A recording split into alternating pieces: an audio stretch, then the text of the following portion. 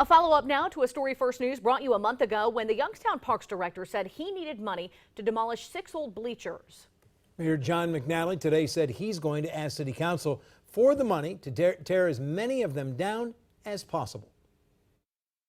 At Ike Field, boulders of concrete lay in the stands. At Standball Field, what used to be wooden bleachers are laying sideways.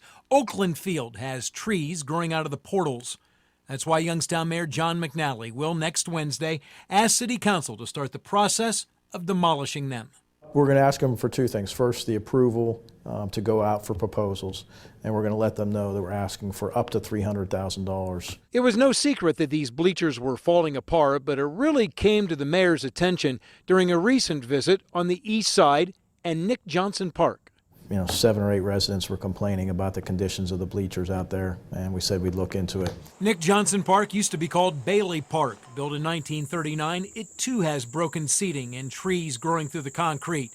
The field, though, is manicured, and a new basketball hoop and playground equipment would make a nice setting if only the bleachers were gone. So I'm definitely for having these, knocked down. Basha Adamczak is Youngstown's 7th Ward Councilwoman. With the Ike Field stands demolished, she said it would make the property a perfect place for a new library, combining Camel, Struthers, and Brownlee Woods. I'd obviously love to keep it in Youngstown here in the 7th Ward, and I think this would be a great place for that.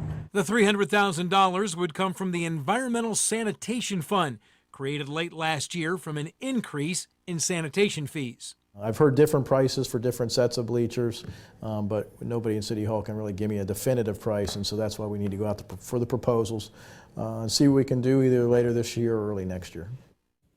Now here are the 6 old Youngstown baseball fields where the bleachers need demolished. There's Ipe, Standball, and Gibson on the south side. The mayor says Standball Field is set back off of Glenwood Avenue. It's really hard to see, so if there's not enough money, those stands at at Standball will likely stay. Oakland and Nick Johnson Field, they're on the east side. Todd Field is on the north side.